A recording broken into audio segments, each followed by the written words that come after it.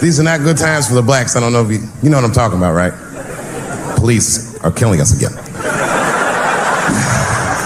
It's a very unfortunate set of circumstances because we were doing very well. You know, America has a racial hot seat. I think we can all agree that that's the truth. And we can also agree that that hot seat is traditionally occupied by African Americans in general, African American men in particular. Although I can see that in recent years, that seat has been occupied by Mexicans, and I dare say Arabs. And we, the black Americans, would like to thank you both for your sacrifice and your struggle. We needed a break. We needed a goddamn break. We all go through something, but at least I can leave my backpack someplace. If you Arab and forget your backpack, you got about 20 minutes before they send that robot to blow your shit up. Fuhad. Now ISIS is number one on the terrorist charts. And ISIS is fucking scary. Because if ISIS catches you, they're going to cut your head off. That's what they do. I've seen them do it on YouTube. It was fucking awful. He looked right in the camera and say, Obama, I am back. I saw that shit. I said, oh my God. Don't like.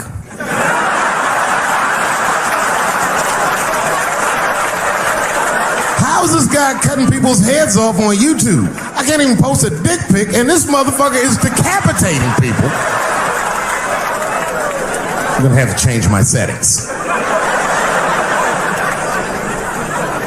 You know, everyone has it hard, but I think harder than black people and harder than Arabs and harder than Mexicans, you know who has it the worst? Fat black people.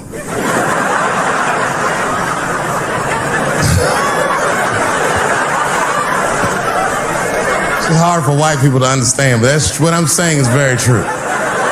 Fat black people have a really rough road because all manner of things kill white people, but you know what kills more black people than anything, more than police and terrorism? Salt, nigga. Regular. Here, white people are getting Ebola cures and shit, and meanwhile, I'm dying from fucking the flavoring.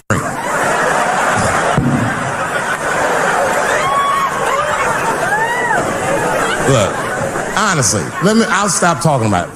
Let me say this, though. Let me just say this. Can we all just say that we've seen it coming? Were you surprised? It's like when that guy threw that banana at me. Do you think I was surprised? Hell no. I've been in show business 30 years. I was expecting this banana. I knew one of these nights, it's like somebody gonna throw a banana at me one of these nights, niggas. Because that's how it starts, with the name calling. Like that Paula Deen. Remember Paula Deen got fired from the Food Network? If you know anything about show business, it is really hard to get fired from the fucking Food Network. And they dropped that bitch like a hot potato. All because she called somebody an N-word 30 years before she had a show. I don't know who she said it to, but whoever it was just looking at her like, I'm gonna get you for this bitch. That shit came back 30 years later like a Bill Cosby rape and sunk a battleship.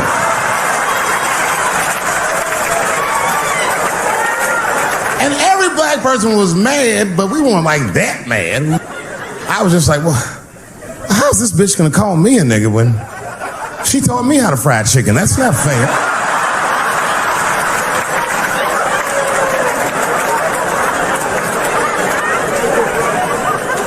I think Donald Sterling shit was more serious. Remember Donald Sterling? He used to own the Clippers, and then he got caught on a secretly recorded tape saying some very unsavory things about African Americans. And there's a lesson in that for all of us. The lesson is, if you are old and white and racist in this great country, whatever you do, don't tell your black girlfriend about that shit, because that's who made the tape. She recorded all that shit, and the tape was terrible. He was like, stop bringing these black guys to my games. First, we're all confused, like, well, how the fuck are you gonna have a game without us? But it turned out that the black guy he was speaking of was none other than Magic Johnson, the billionaire. Unbelievable. Never even mentioned the fact that he had AIDS, which is... This guy must be really racist if AIDS is the footnote.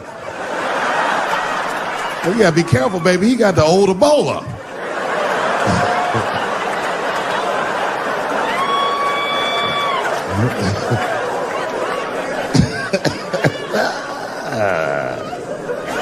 You can say what you want about that girl, but I'm gonna tell you right now, she is a goddamned hero.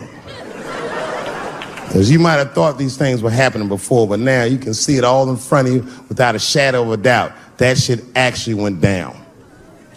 She sucked that old guy's dick. She really took one for the team on that one. It's really gross. This dick is like 80 years old. It's like tasting history. Like 5 wars on it, civil rights movement, Great Depression. This guy's been fucking from 40 years before Bill Cosby's first rape. This is a very old man. It's a very old penis. But all that shit is still, it's just name calling. Like, name calling does not break the modern black man. That's not gonna do the trick. I don't give a fuck about that. Like, if I went to Kentucky Fried Chicken, Ku Klux Klan hood on top of their head, what do you think I'm gonna do in this day and age? Run out Kentucky Fried Chicken? Not if I'm hungry. I'll go straight to the front. Hey, man, let me get a 2-piece. I don't give a fuck what he says. You want a biscuit with that, nigger? I thought it came with a biscuit. What's all this attitude? I want a 2-piece. Chop, chop. You know what it is. But I'm not going to be mad. Why would I be mad? He's the one that's got to work at Kentucky Fried Chicken, not me.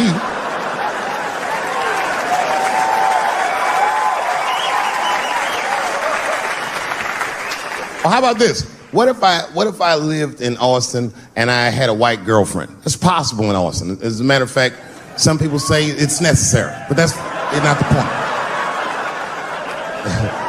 And me and my white girlfriend at home one night and we're just doing what lovers do. Maybe she's butt naked and she's down on one knee giving me a hand job. I love a good hand job.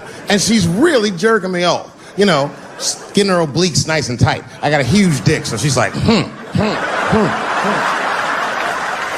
And I'm like, wow, this really feels wonderful. I think I'm gonna come.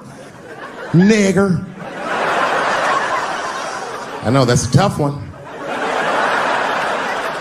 But what do you think I'm gonna do? Hey!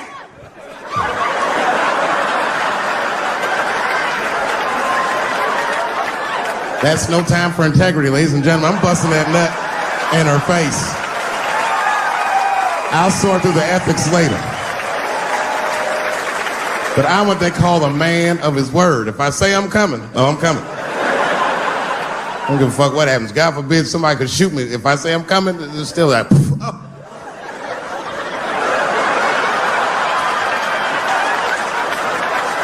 Doesn't mean I like getting shot.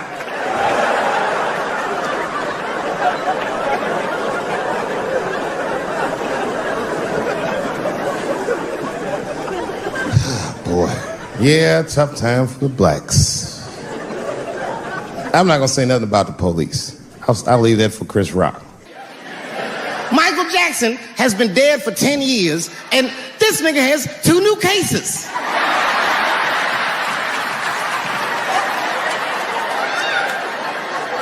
And if you haven't watched that documentary, then I'm begging you, don't watch it. It's fucking gross. I felt like HBO was sticking baby dicks in my ears for 4 hours straight. Really nasty shit. I don't want to know all these things. Turns out, Michael Jackson allegedly likes a long gander at the anus. So they said he stares at people's buttholes. That's what they said. That's how gross the documentary was.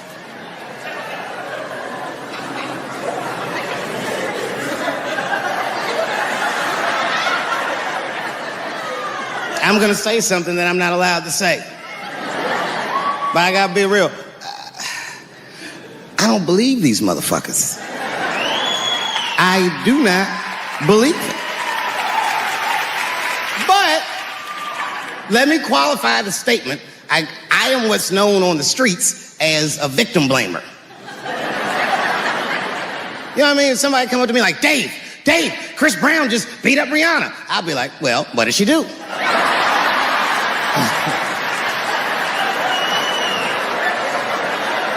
Dave, Michael Jackson was molesting children. Well, what were those kids wearing at the time?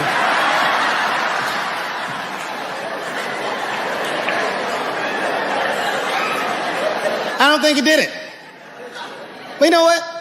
Even if he did do it, you know what I mean? You know what I mean? I mean, it's Michael Jackson. I know more than half the people in this room have been molested in their lives. But it wasn't no goddamn Michael Jackson, was it? This kid got his dick sucked by the king of pop. All we get is awkward Thanksgivings for the rest of our lives.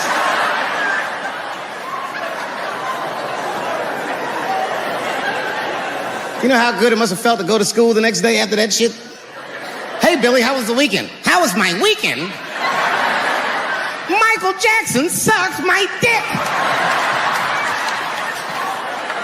And that was my first sexual experience. If I'm starting here, then well, sky's the limit.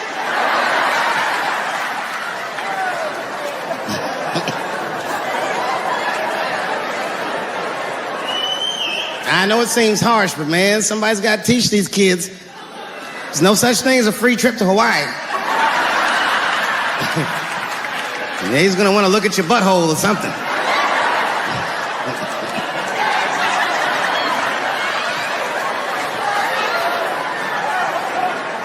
You know why I don't believe it? You know why I don't believe it? Because if Michael Jackson's out here doing all this molesting, then why not Macaulay Culkin? Macaulay Culkin stated in an interview that Michael Jackson never did anything inappropriate with him or even around him. Think about that shit. You know, I'm not a pedophile. But if I was, Macaulay Culkin's the first kid I'm fucking, I'll tell you that right now.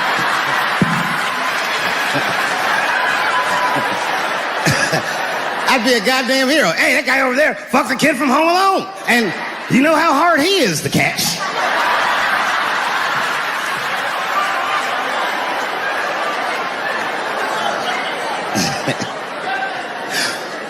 My mind's telling me no.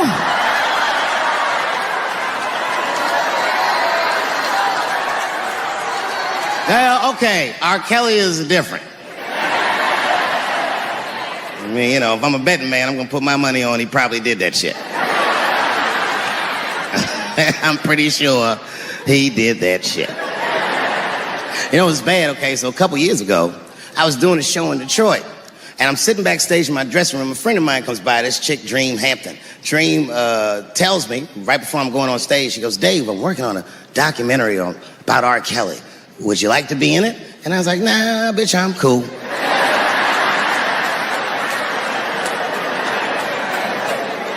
I went on stage, I just forgot about the shit. And then 2 years later, the documentary comes out, Surviving R. Kelly.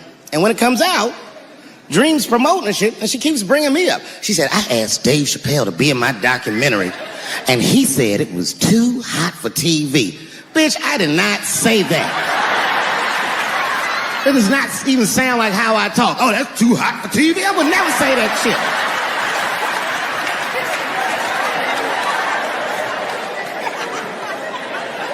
But I'm gonna tell you guys why I wasn't in the documentary. There's a very simple reason, and I cannot stress this point enough. The only reason that I didn't do it was because, and it's very important, I don't know this nigga at all. I don't know anything. I don't know anything that they don't tell me about. I don't hang out with this nigga, nothing. So what the fuck do I gotta be in the documentary for? This guy, R. Kelly, got another sex tape out now. Can you believe that shit? This guy makes more sex tapes than he does music. He's like the DJ Khaled of sex tapes. Another one. Like, damn, it's a lot of tapes. The new one's so bad that they didn't even show it. I've never seen anything like this. The prosecutor in Chicago came out in a press conference and read to the media a transcript of a sex tape. Have you ever heard of such a thing? This nigga read the sex tape. And it was so bad that R. Kelly sounded guilty in the transcripts. It's fucking amazing. 16 times the girl's age was mentioned. Isn't that crazy?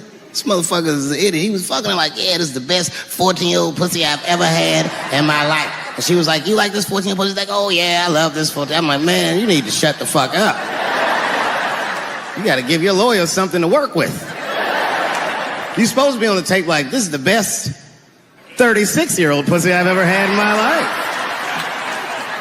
And then your lawyer gonna be like, Your Honor, clearly my client thought that this woman was 36, as he mentioned some 16 times in the tape.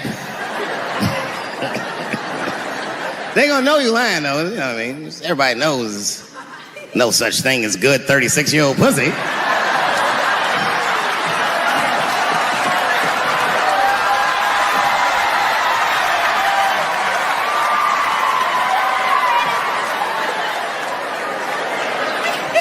Doesn't matter what I say. And if you at home watching this shit on Netflix, remember, bitch, you clicked on my face.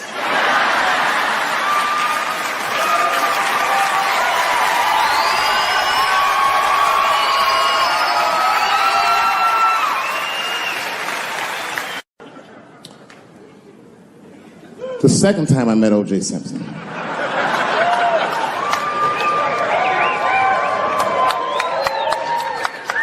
Was right after the trial of the century. There I was, now a young man of probably 23.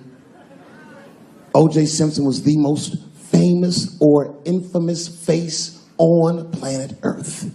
I was in a restaurant in Beverly Hills with my agents. I wasn't alone in the restaurant, but I was alone. I was the only black person in the restaurant. And in the 90s, that felt very uncomfortable. Now I tend to enjoy it at this age.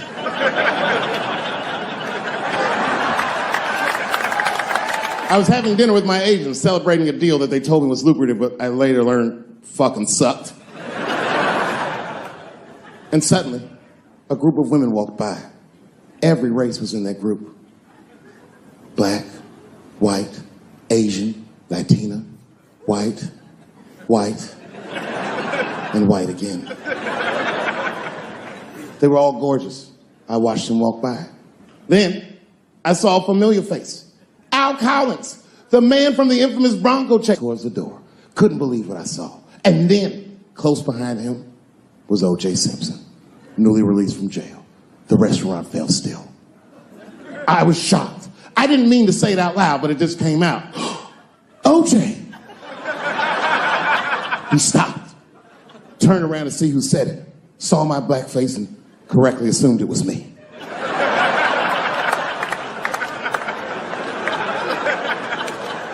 I was sitting in the corner of the booth. He leaned over all the white people I was having dinner with and shook my hand. How are you, young man? He looked in my eyes, and I could see in his eyes that he didn't remember meeting me the first time. And then he walked away. And I looked back at my agents, and all of them had nothing short of disgust on their faces. And the only one with the courage to voice their disgust was a woman named Sharon, who used to represent me. How could you, she said. How could you shake hands with that murderer? I said, Sharon, with all due respect, that murderer ran for over 11,000 yards.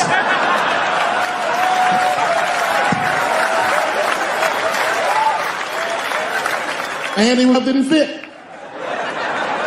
Glove didn't fit. Get over yourself.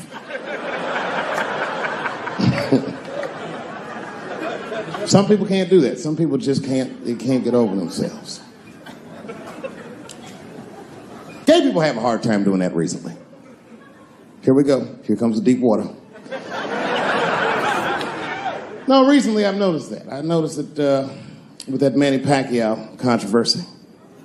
Yeah, no, it was now in the gay community's defense, Manny Pacquiao said some outlandish shit about gay people.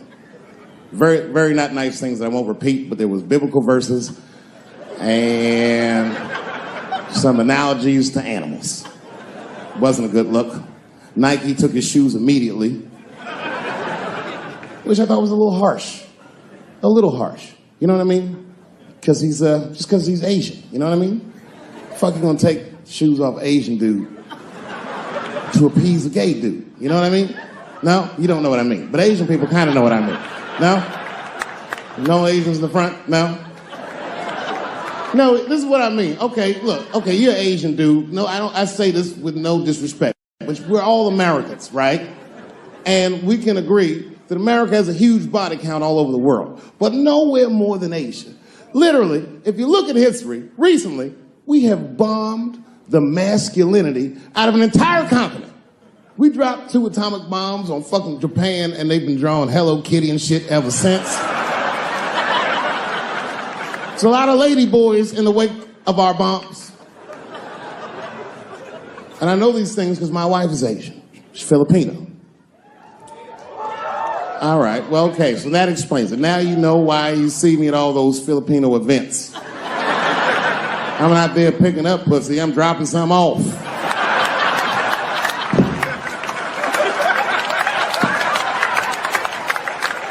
I take my wife to all that shit. I took my wife to see Pacquiao fight Mayweather. We sat ringside, okay?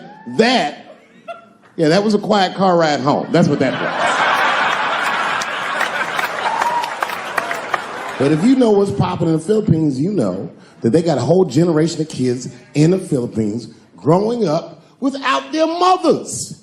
Yes, a lot of women in the Philippines go to the Arabian Peninsula, they come to the United back home, which is still one of the #1 staples in the Philippines economy, money that their expats send back to the Philippines. The men, on the other hand, are left rearing children, twiddling their thumbs, waiting on their wives' checks. These men have been fucking emasculated.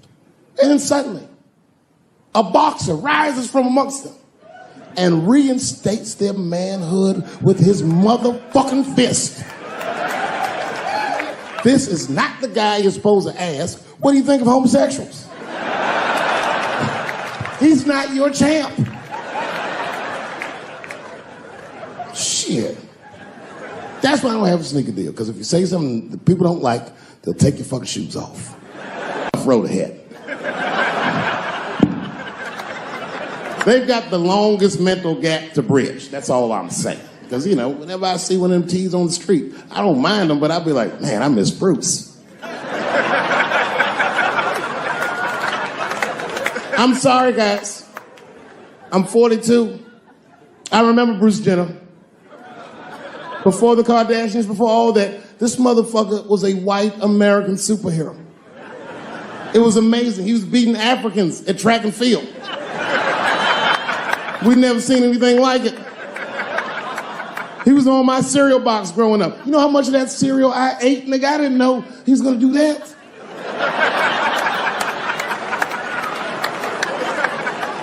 I knew before you guys knew. I heard things on the street in Hollywood. You know, you just be out, see people. Hey, what's up, Kanye? Why the long face? Nigga, you'll see. I got 2 mother-in-laws now. And when I heard he was gonna do it, I was scared. I didn't think the public was ready. I didn't think the media was ready. And you know what? I was wrong. Never seen anything like it. Welcome to the world, Caitlin. So long, Bruce. Hello. Somebody called me a nigga in traffic last Wednesday. It's so long, it takes a minute.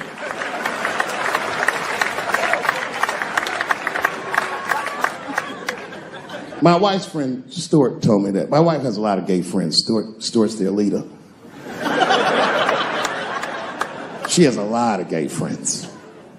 And I don't like them.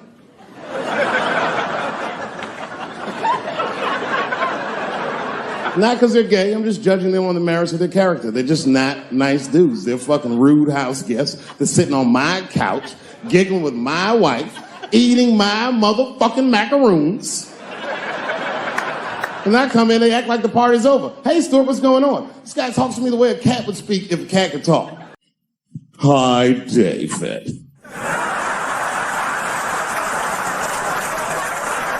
Stuart, what's all the beef, man? What's going? He always wants to have some kind of gay political argument. The last one was about a petition in federal court to take the words husband and wife out of the law. I said, well, why would you want those words out the law? He said, because it discriminates against same-sex couples. I was like, niggas, please save me the semantics. Just trust me. Take your chips and get the fuck out of the casino. You're about to side, talk that over amongst yourselves, and whichever one of you is gayer, that's the wife.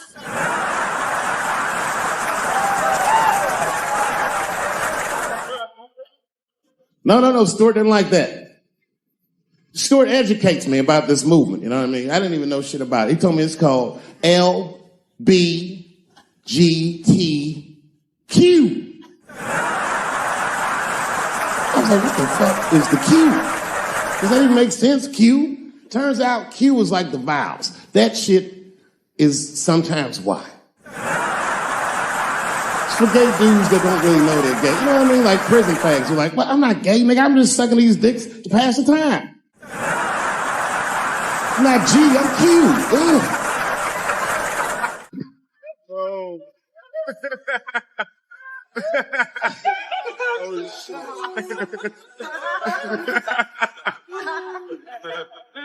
I think, okay, again, of all those letters, the T has the toughest road ahead. In fact, I think the T should stand for tough.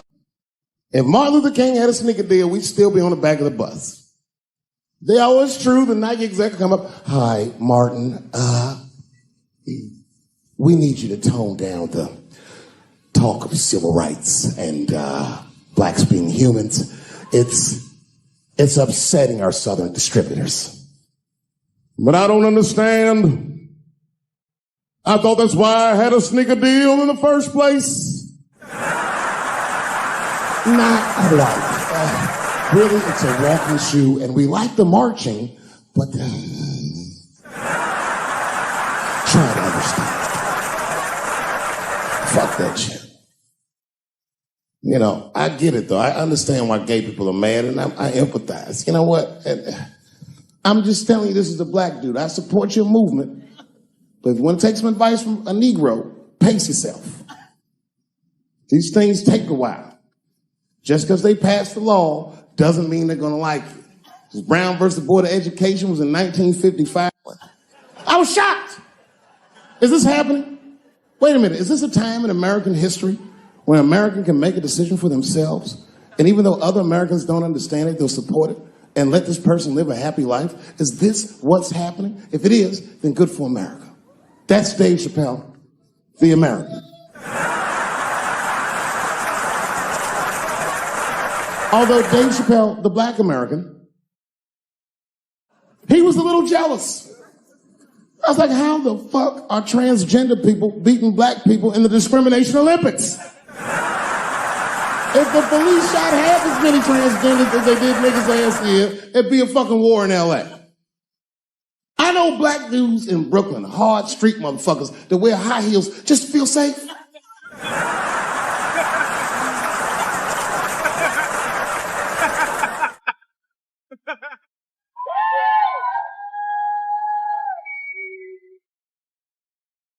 Transgenders are gangsters. I used to do business with a transgender in Hollywood. Man, everybody would be scared of her in the boardroom. She walk in there, newly minted woman, high heels, purse. Yeah.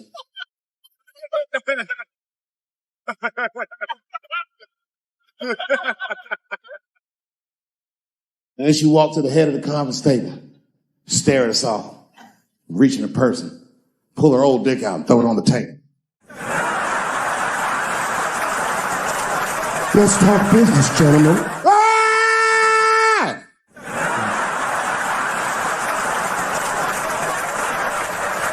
Shit is scary as fuck. If your best friend pitched that to you, you'd be horrified. Yo, nigga, let's go to the hospital and cut our dicks off and make pussies out of them shits. What? Can't we just get matching jackets or tattoos or something? Sure, that's what you want to do. So one way to find out, nigga. Wu-Tang, bow, bow. Let's go to the club and trick nigga in the fucking house, yeah. We don't slap him at the house. That wasn't even the gangster part. The gangster was sat down and enjoyed the rest of the show.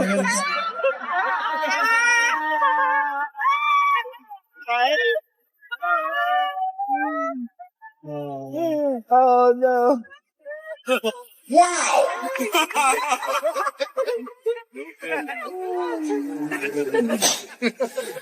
That was a tough one. I didn't seen a lot of wild shit in my life. Slap Chris. Now, I don't know whose fault that was. I don't know what was going on. Chris is my man, but you know what I mean? You don't have no easy delivery. I saw that shit. Can't wait to see it.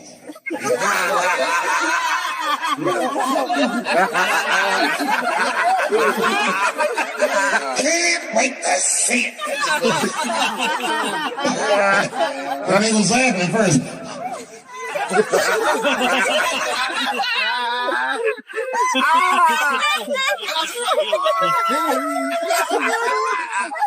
Oh, shit. That was a tough one. Everyone asks me what I think. I don't know what I think. They say, Dave, who do you think was right? Well, I mean, I don't know who was right, who was wrong. What I do know is, it was Will's dream that night. Right? Everybody on the internet was like, if he would never slap Dave Chappelle like that. Or if he slapped Dave Chappelle, some shit would happen. You know what I think when I see shit like that? Shut the fuck up. You gonna get me slapped? This nigga look like he slapped anybody. The fuck was that? Movie star slapping. That slap was wild. The war in the Ukraine stopped for 3 minutes when they did this.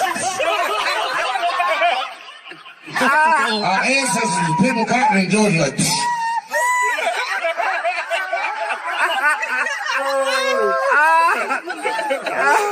what slap?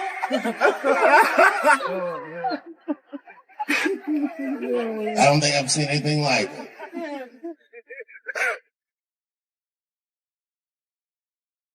He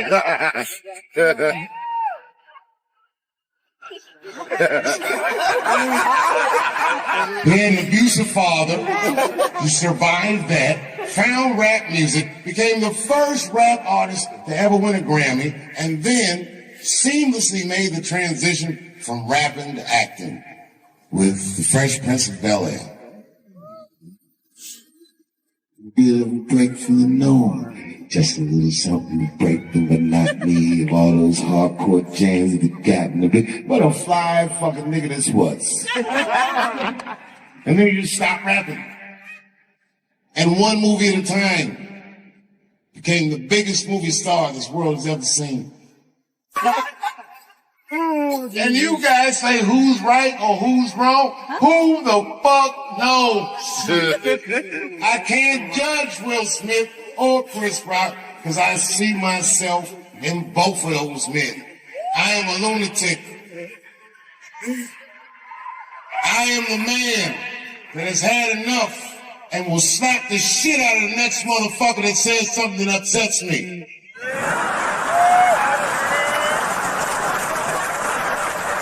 The crazy thing is I'm more nervous about doing stand-up than I am about bungee jumping out of a helicopter over the Grand Canyon. When you do music, you forget your lyrics, the audience knows them. And they catch up and they pick up, they go with it. With your stand-up, if you stutter, you stumble, if there's one moment where your heart jumps, they see it. To be able to stand on a stage with a microphone, no music, no backup dancers, no special effects, no second chances, just you, the microphone, and the crowd, to me is the hardest thing in entertainment. This guy is actually his first time doing stand-up. Feel like he might have a future in it. Make some noise for what's his face.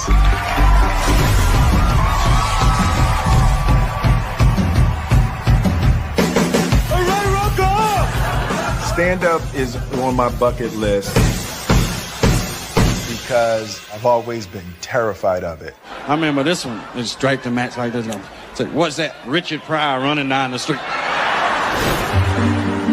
There's nothing in entertainment that is more terrifying to me than standing up in front of an audience with just a microphone, with the anticipation that you will make people laugh.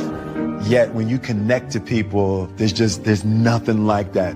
So I'm headed over to see the master. That's the first step of anything, anytime you want to do something new. And there's only one master that I would ever want to learn from in terms of stand-up. That's going to be a segue, right? That'll be like a segue. All right, so shoot, see how this is how the anticipation builds. All right, so we got it over my shoulder, right? Yeah. Maybe drop into slow-mo, maybe some black and white, as we build the anticipation for meeting the master.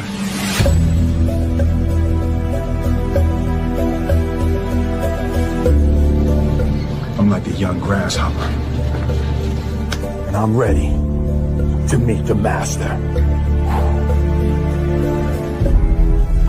Yeah. What's good, man? What's up, man? What's up, brother? You know. Hell no. 12 weeks from now, Dave was like, cool, next week. Yo, you call your brother, I come running, man. You know what it is, man. I appreciate the hell out of you, Love, man. Appreciate you, man. So I just wanted to sit with you and get some pointers and some ideas. I've never done stand-up. Like, I've never used my life to create material to try to make people laugh. Oh, okay, this is gonna be fun. Yeah. All right, so I'll run down a checklist. Yep. All right, and I don't know who's directing it, but you might want to put these things on the lower third. Ooh, on the lower third. Yeah. Put it right around here. on. Should be some, some words. Okay. See, that's why you come to a master, right there. Yeah. You know, I know the lingo. The first thing I'll tell you is confidence is key. The reason you should be confident is primarily because you're Will Smith. Like it's not gonna go bad. No. Because I've been watching you for years. You're actually a funny dude. I've spoken to you before. You're a great conversationalist. Because what else do you really need? All you need to do is pick the right to talk about. Yeah. So then number 2, pick the right to talk about. And the best advice I got ever doing comedy was from a comedian that was not particularly good, but the advice was very important to me. He said, you are one of these comedians that think you have to be funny all the time. And you don't. But you do have to be interesting all the time. That's deep. It works, I like man. that. Yeah. You have to be interesting all the time.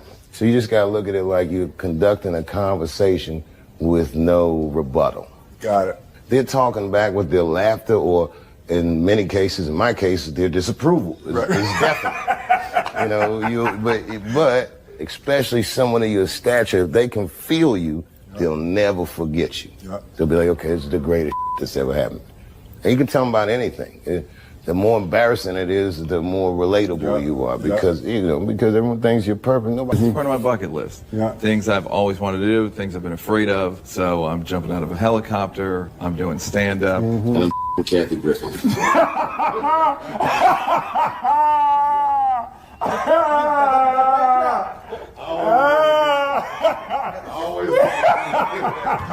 Yeah. And it's never been more dangerous. Hello, Q-Tip. Yo! What's up, boy? Yeah. It's Will. I got your shades on. What's up, man? I ain't got no CeeLo dice, though. I know, hey, listen, I was like, if that's tip, you got, trust me, we in Vegas, we gonna easily get 3 dice. There you go. Yeah!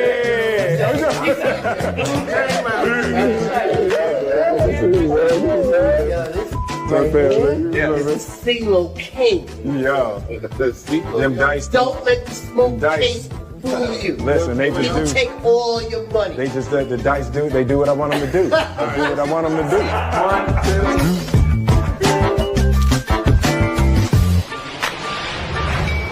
Hold up, boom, get the right angle, bam, bam, ooh, bam, damn, that's hot.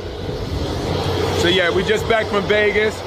So it was good, it was a good trip, I'm feeling very excited.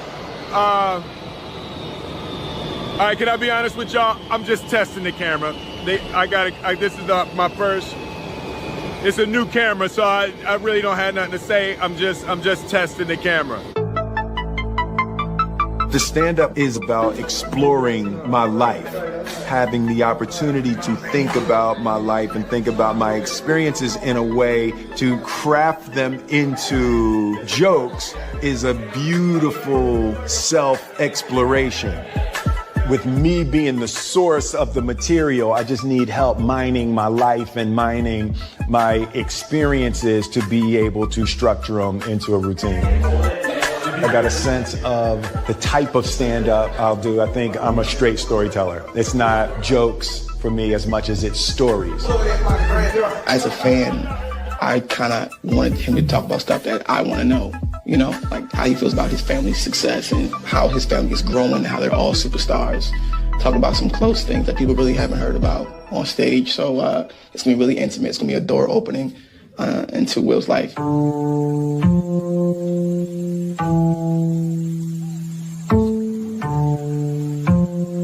It's my morning walk. I usually take a morning walk out at the house. Jada turned the whole damn house into a set. See that? Look at all that. What the f is that doing? What is she shooting on the roof? Y'all see that? That's my house. I have lost control of my house.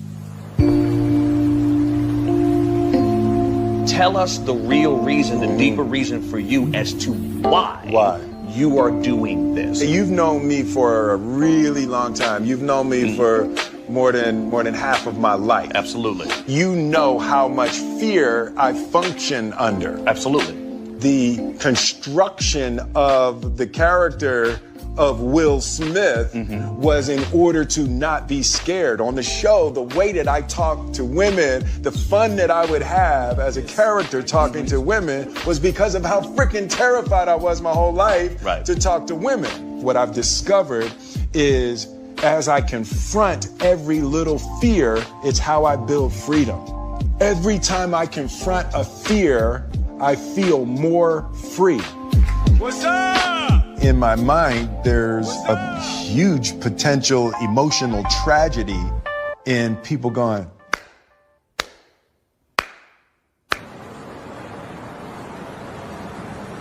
I'm getting nervous. Are you? We're getting close. Yeah, I'm actually getting nervous. I'm going to learn something about myself. One of the things I'm already clear about is I care too much what people think about me. Like there's something I have to earn from people, like addicted to adoration. Right? I thought I had broken that. But as I can see, I still struggle with a little bit of a need for approval. The nerves around being judged are huge for me. It's been a big part of the difficulty in experiencing the joy that I want to experience in this life. And even doing the stand-up, if it sucks, it sucks, but I'm not going to allow the fear of the disapproval of others to keep me from living the way I want. The good news is fear is good for comedy. Really? Okay. Yeah, it's the best. I need that. One of the best shows I ever seen, a guy that went on was terrified. Love it. All right. Yeah, no, that's good. So I'm lined up for that. Yeah. I'm definitely lined up for that. The other thing is you gotta remember, you're a big star. Yep. If you look anybody directly in the eyes, they might look away. Wow. That's the power of celebrity. And you're a good dude. You don't have to put on any airs. You just, whatever. You know, I mean, being a good dude in comedy, that's rare. Yeah. Comics are ass to the nicotine. You know the hardest part for acting with me? Not looking in the camera. Not looking I can't even do the basics. Do you have any comments about Kanye West running for president? What? Kanye West running for president. I've heard nothing about this man. Oh, really? No, I haven't heard anything about this. Okay. Man. All right. Well, hopefully we'll get the right celebrity in office. Yes. Can you, Will Smith, or you run for president? You would vote for me if I ran? I would. All right, yes. I'm gonna consider it. I'm gonna take that under advisement. Please. And I'll be the vice president. That way, nothing bad will happen to Will. Oh my God, that is wonderful. A rock and a hard place. I love you guys. I love you. Be well. We have to make a movie together. That will be hilarious. Hey man, what's my last minute pep talk? You said something to me in Vegas that I've been thinking about since you said it, about confronting fear, like that's what your life's about. Yeah. And I'm like, that's a great way to live. Mm-hmm. But the thing that is so admirable about it is, even myself, I rarely step out of my comfort zone. Yeah. Let me tell you, you know who makes me nervous when they're in the audience? Who? Eddie Murphy. Really? Yeah, I don't get starstruck, man. Something about when I see him in an audience. Really? It makes me feel bad about myself. Because I know he's better than me. Yeah. Even though he don't do it anymore, I'm like, you're naturally more gifted. Eddie's hilarious, man. The Godfather. Yeah, he's a wild dude. Growing up with Eddie Murphy, I was from the Eddie Murphy generation, and it was just a superpower. It was magic to be able to stand on stage and make people feel like that. Even though it's 1982, it's still a risky business to be the first black president. You have to give speeches like this. My fellow Americans. Eddie Murphy was the singular image of what a young black man could become. And he didn't compromise his blackness. It's like, if you're gonna do it, you gotta do it like that.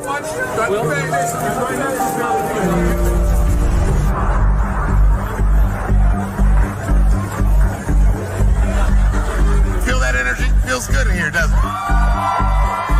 Well, don't forget, herpes is in the room. I've definitely used fear to overcome my internal and personal weaknesses. How can I use the negative emotion that I'm experiencing and direct it toward positive outcomes? I want to bring another guy up to the stage. This guy is actually his first time doing stand-up, but I don't know, something about his guy. I feel like he might have a future in it. And every once in a while, as the host, you got to go with your gut. So please give this next gentleman a warm round of applause. Make some noise for What's His Face.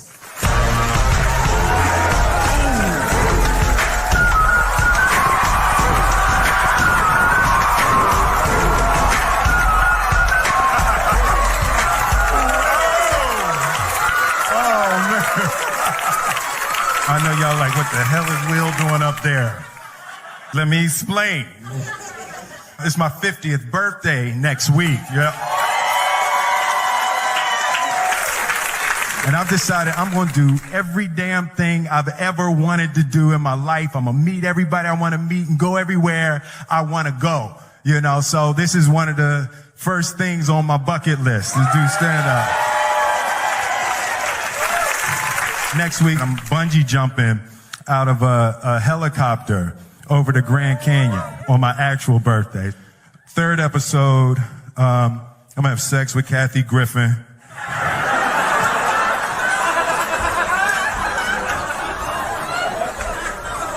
Dave made me say that.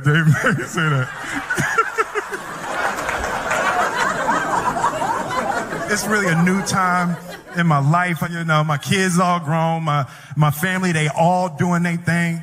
And I've kind of lost control of my house. Like Jada, she's shooting her show, the Red Table Talk. Some of y'all seen that? Red Table Talk. Oh yeah, you saw it, yeah. No, you can enjoy it because she not telling all your business.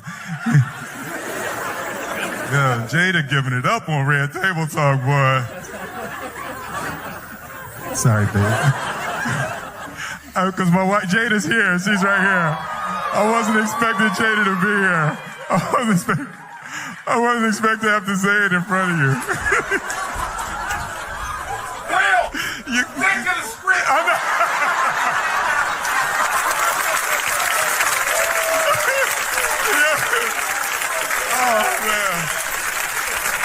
Oh man. Even Jaden, like Jaden, that's my dog. Jaden was my one family member I thought I was gonna have.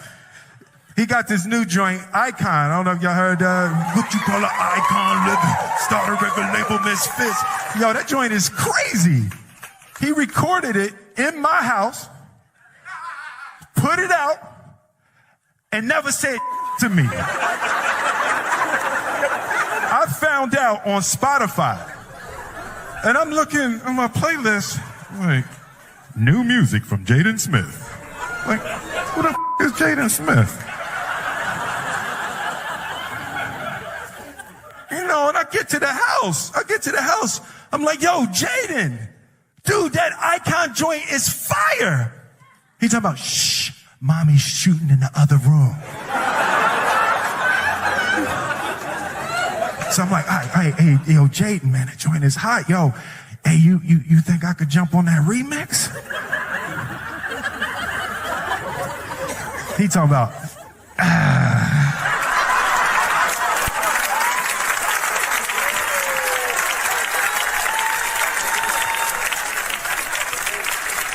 I was like, he just looked at me like I'm the second best rapper in my house. So I waited for him to go to sleep. I went in the studio, I jumped on the remix anyway.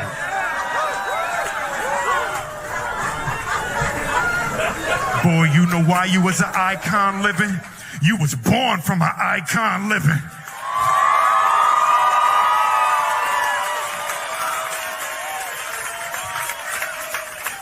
While he was still asleep, I just got all my Grammys and put them all over the house.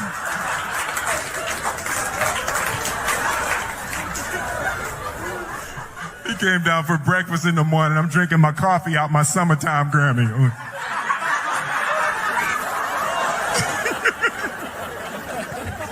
I'm petty. Like, I'm not even going to front. I'm petty. I come from a long line of petty Smiths. My father was petty. I remember when Independence Day came out, and it was like, it broke all the records and all of that, and global, biggest movie, everything. And my phone rings at 3 o'clock in the morning. He like, hey. I'm like, yo, Dad, what's up? Hey, man, you see these numbers? I was like, it's 3 o'clock in the morning, Dad. I ain't see that. Hey, remember I told you there ain't no such thing as luck. Remember I told you that? I'm like, yeah, Dad, man, I remember. Remember I told you there ain't no such thing as luck, only what you make. Remember I told you that? Dad, I remember. It's 3 o'clock in the morning. Remember I told you there ain't no such thing as luck. Luck is when opportunity meets preparation. Remember I told you that? I'm like, yeah, Dad. Or he said, that's bull. You the luckiest mother I ever met in my life. I'm Will Smith. Thank you very much.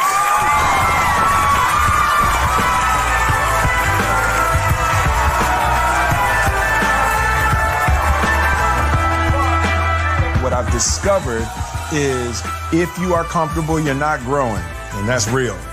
As I confront every little fear, it's how I build freedom. Every time I confront a fear, I feel more free.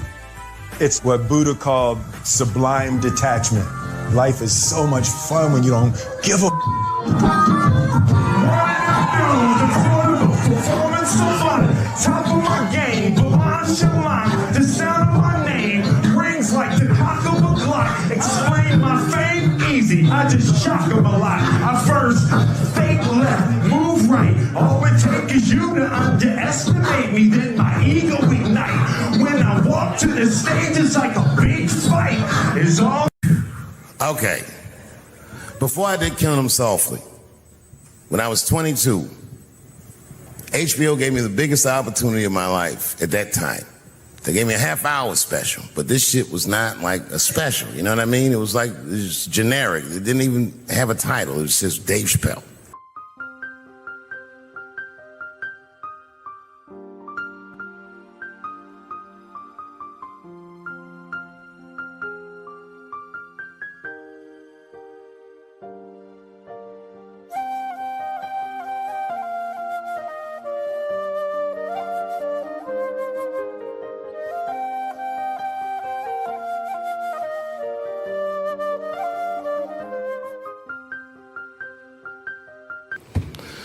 And I shot it in San Francisco at a place called Broadway Studios, which is on the second floor of a building. And beneath Broadway Studios is a nightclub. And the special was only supposed to be 30 minutes. And I got ready, I practiced, I did all the shit I was supposed to do. And the night that I taped, 20 minutes into my 30-minute set, I'll never forget this, Music started blasting from the nightclub underneath. You could hear it real loud, and it fucked my whole show up, and I was devastated. I was a young man. I really believed in what I was doing, and I thought that my dream had been killed. So when I got off stage, I ran down the steps to the alley behind Broadway Studios, and where the control trucks are parked, and I kicked that motherfucking door open, and I started yelling at all the producers. I was nobody in show business, just a guy that believed in us. I said, man, you fucked everything up. That fucking music, what the fuck were you thinking? And there was a guy who was a big-time producer, I ain't saying no names, and he stood up, and he said, hey, kid, sit the fuck down. He said, we didn't ruin anything. He said, we made a deal with that nightclub to not play music, and they didn't honor the deal. And I said, who didn't honor the deal? And he pointed to a guy. I'll never forget it. It was an old white man sitting in the Ford Taurus by himself. And he said, that guy right there. And I didn't waste no time or ask no questions. I went to that Ford Taurus and I beat on that window and I said, open the door, motherfucker, I want to talk to you. And that old man looked at me for 1 second and wisely drove the fuck off and left me in the alley cussing at anybody who would listen. And 2 minutes later, literally 120 seconds later, couldn't have been any more than that, the doors of the kitchen in the alley of that nightclub underneath Broadway Studios flung open. And that old man was standing there, that same old man with reinforcements. He had 2 big goons with him, and he looked at me, he was calm as a cucumber. He said, you, come here. I want to talk to you. I didn't know anything about the streets at this age. But I found out later in my life that these men were Russian mobsters. And I don't know what you guys know about the Russian mob, but these are the niggas that killed Denzel in Training Day. And all the producers knew what I was up against. They said, Dave, do not go in there. And I said, fuck y'all. And I walked right into that kitchen, and they closed the doors behind me, and it got dark as fuck in there. And I knew, I'm not dumb, I knew I was in a bad situation. But you have to understand, I believed in what I was doing, and I didn't give a fuck. I just kept cussing at these motherfuckers, telling them how they ruined my life. And that old man couldn't believe that I was talking all this shit. And as soon as I took a breath, he stopped me gently. He said, hey, kid, listen. Your friends lied to you. He said, we made a deal, but your friends never paid me. And when he said that, I realized I was locked in a kitchen. And I realized he was telling the truth, which would make me wrong. And the very moment that I realized I was wrong, for the first time, I was afraid. You see, it's a funny thing if you believe you're absolutely right. You can get drunk off the feeling of how right you are. That's why gay people are so mean.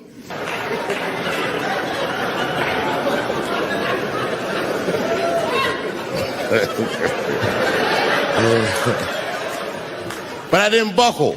You guys would have been very proud of me. I was scared, but I didn't buckle. I said, well then, sir, I owe you an apology. But I believe that no matter what reason that music was playing, it ruined my life.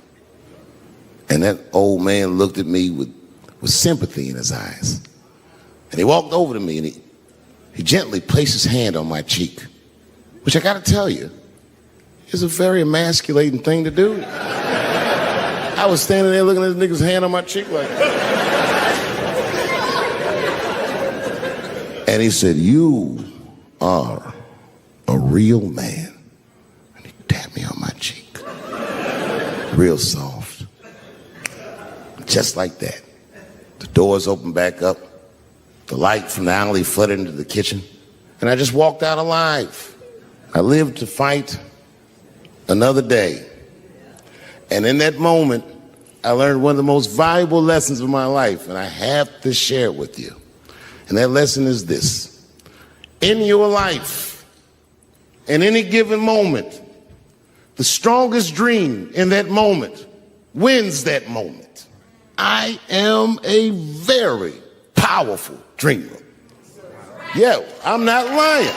I dreamed tonight, this very night, as a 14-year-old boy, and I am living it as a 50-year-old man. My dreams are very strong. Today, I walked all around Washington. I used to be poor in this city, and all day people just said, hey, Dave, like they knew me personally, and I felt like I knew them. And I say to myself, my God, Dave, what a powerful dream. But then sometimes I feel regular. Feel like myself. Maybe I'll smoke some weed and be at some nightclub and feel shy. But I'll look across the nightclub and I'll see some guy that no one's ever heard of. But this nigga worked all week and got bottle service. And his bitches bringing Moet with sparklers to him. And I picture in my mind he's Persian. He's doing some kind of weird Persian dance. And he got 6 bitches at his table because he got so much liquor, and they all call him saying, "Go Cena, go Cena." And I'll be looking across the room like, oh my God, I'm in that guy's dream. I can hear him telling his friends, "Hey, how was the club last night?" "Man, that shit was fantastic. I had bottle service. I seen Dave Chappelle across the club looking at me like, ooh, who is that?" And that's the trick to life. You have to be wise enough to know when you were living in your dream. And you have to be humble enough to accept when you're in someone else's. It's why I don't judge between Will Smith and Chris Rock. Because you guys look at them as big ideas, but I look at them as fellow dreamers. I can't judge between them because I see myself in both of them. I am Will Smith. I am the man that cannot take it anymore and will slap the shit out of the next person that says a cross word to me or somebody that I love. And I am Chris Rock. I am the man that can get slapped in front of the whole world and keep my composure so I don't fuck anything up. That is what men do. Men make boundaries. Men enforce boundaries. And men test boundaries. And no man tests more boundaries than a trans man.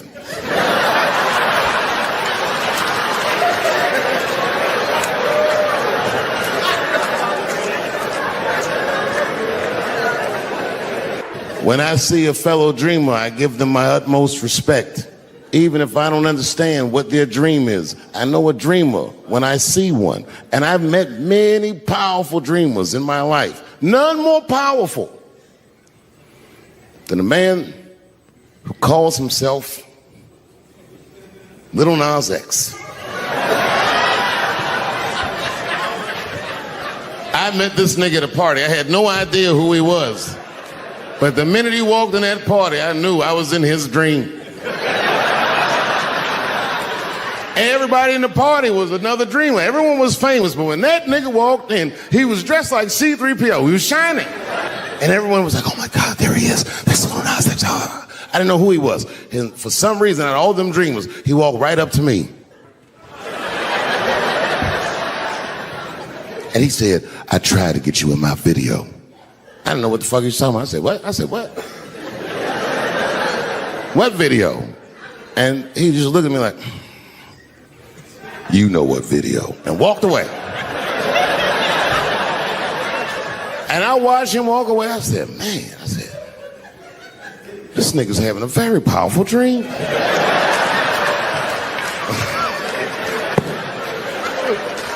You know what it reminded me of? It reminded me of when we was in grade school. Remember in grade school, the teacher would ask everybody what they want to be? Timmy, what do you want to be when you grow up? And Timmy acted like he had an idea. He'd stand up, he'd say, I want to be a fireman. And the teacher would say, Timmy, that is a beautiful dream. But Timmy didn't mean it. Timmy said he wanted to be a fireman because deep down, Timmy's attracted to fire.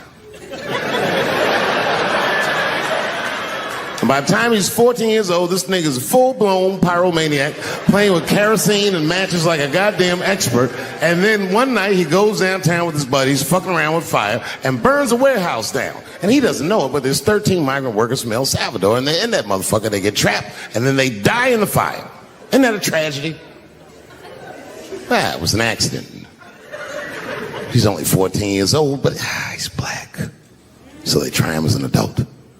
And Timmy ends up spending the rest of his life in jail. Dream deferred. Burp, burp.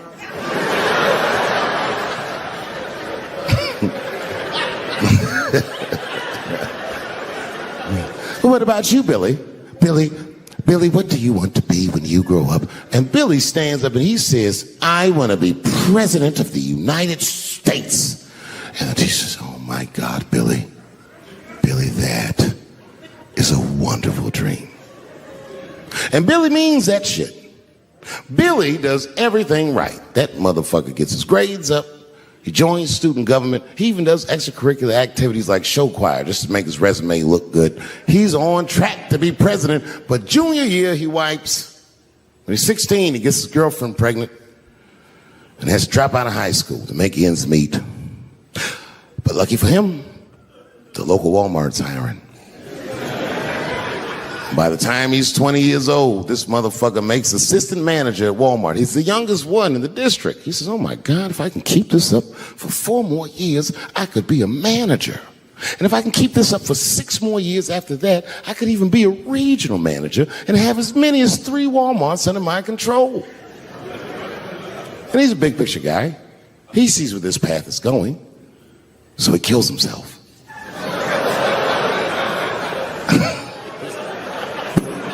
Burp, burp.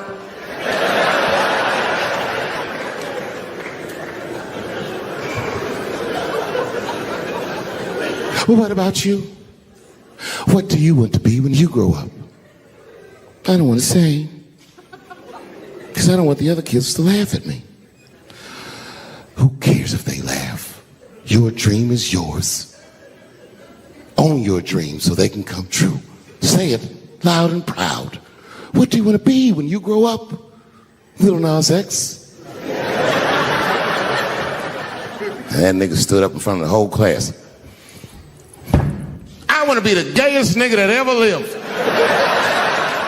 I want to do a music video and slide down a stripper pole all the way to the depths of hell and suck the devil's dick at 10 o'clock on BET while all the kids are awake and can see me.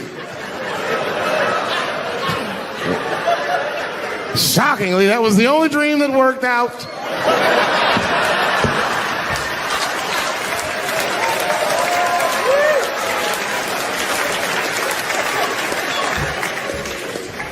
That's why I'm here tonight in the city where I built the dreams that I live. Because I wanted to tell you all that they came true. And I wanted to thank you all for making the man that I am today.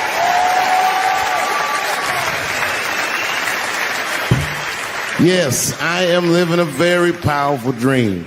Every time I come to this city and I stand in front of you, I realize that, my God, man, this is not my dream at all. It's yours. And I am honored to be in it. Thank you very much, Washington, D.C. I'll see you next time. Hello, xin chào tất cả mọi người. Chào mọi người đã quay trở lại với buổi review sản phẩm của em Nan ngày hôm nay. Thì sản phẩm của em Nan ngày hôm nay đưa đến cho mọi người, đó là một viên uống, đó là viên uống viêm xương khớp nhé. Viêm xương khớp, cái sản phẩm này là sản phẩm điều trị viêm xương khớp cho mọi người nhá. Đây. Sản phẩm này là sản phẩm viên xương khớp này.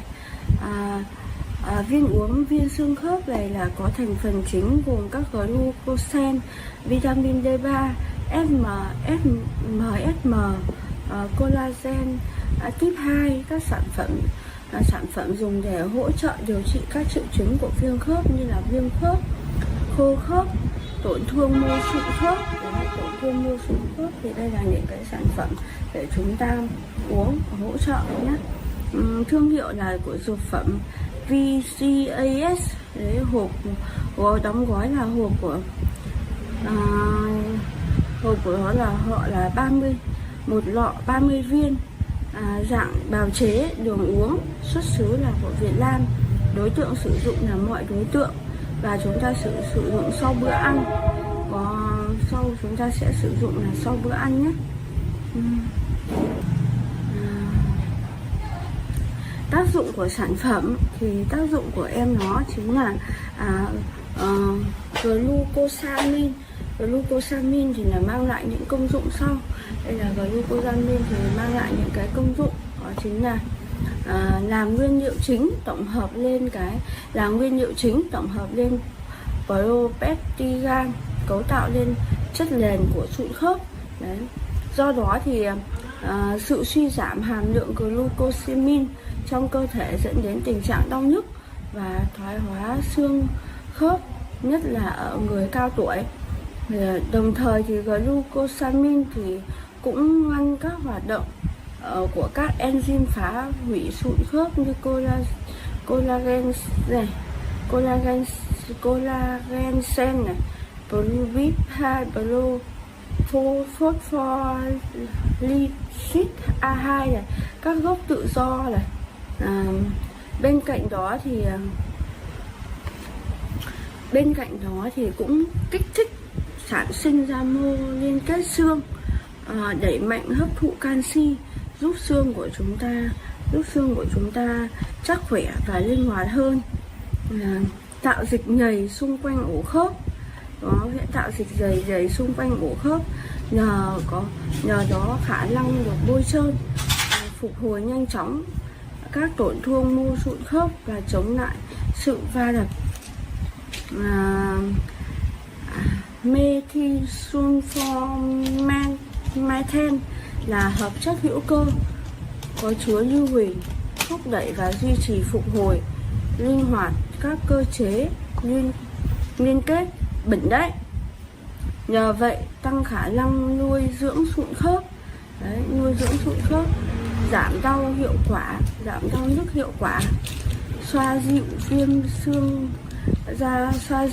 xương do chấn thương gây ra. Collagen type 2 giữ vai trò như là một protein quan trọng trong cấu trúc của sụn. Đấy, xương ở cả động vật và con người. Do đó thì loại collagen này có tác dụng như là một duy trì độ bền chắc của sụn khớp, giảm căng cứng, đau nhức và tái tạo tế bào nhanh chóng. Được sử dụng để điều chế nhiều chế phẩm hỗ trợ phòng chống và điều trị các bệnh về xương khớp như gút, đau lưng, mỏi cổ, viêm và thoái hóa khớp. Chondroitin sulfat được biết đến là một hoạt chất quan trọng giúp điều trị phục hồi các bệnh xương khớp.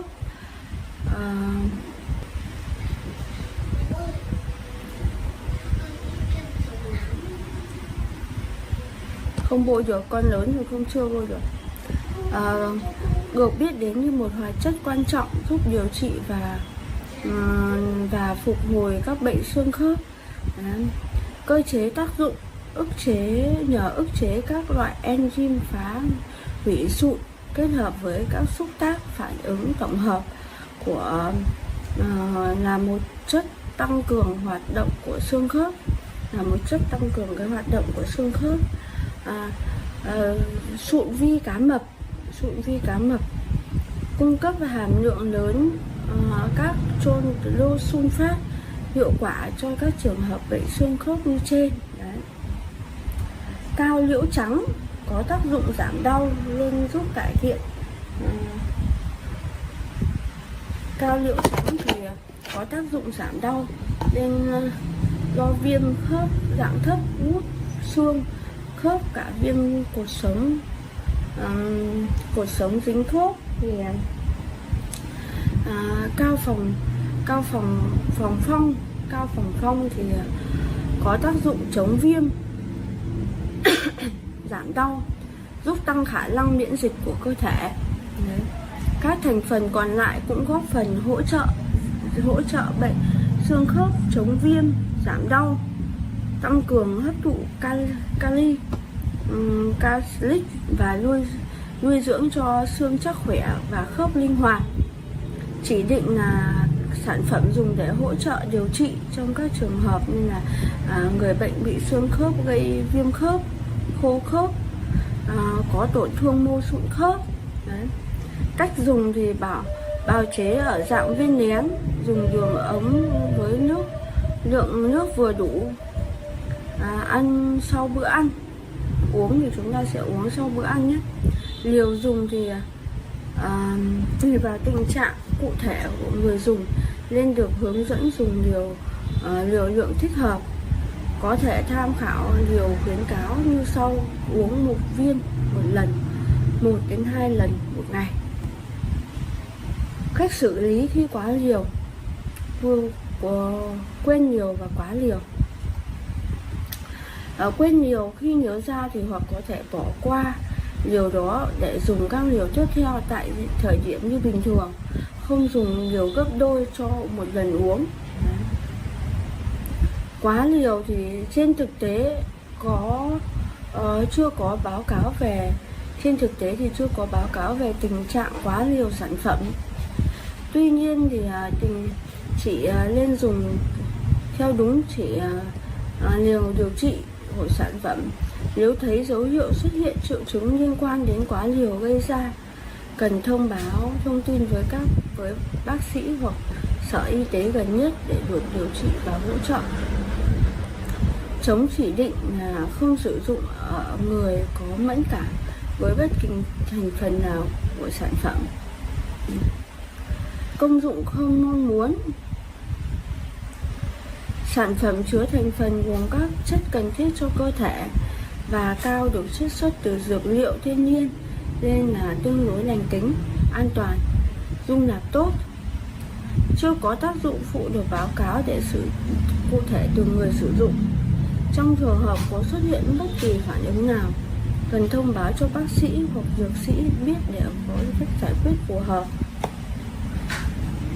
Tương tác thuốc thì đến nay vẫn chưa có nghiên cứu chứng minh tính tương tác của sản phẩm với thuốc này hay thực phẩm, các thuốc hay là thực phẩm chức năng dùng đường uống khác.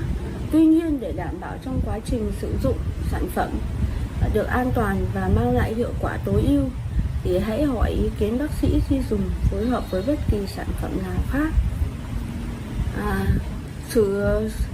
Sử dụng trên phụ nữ mang thai và bà mẹ cho con bú thì chưa có dữ liệu an toàn về việc sử dụng sản phẩm đối với đối tượng là phụ nữ mang thai hoặc ăn cho con bú. Vì vậy thì cần tham khảo ý kiến của bác sĩ và nhân viên y tế trước khi dùng, để trong trường hợp này cần theo dõi chặt chẽ trong suốt quá trình. Người lái xe và vận hành máy móc thì chưa có báo cáo về tình trạng bất thường của sản phẩm và khả năng lái xe vận hành máy móc của người sử dụng. Đấy là những cái điều chúng ta nên lưu ý khi sử dụng cái thuốc viêm xương khớp này nhé. Thì cái video của em đến đây là kết thúc rồi. Bye bye.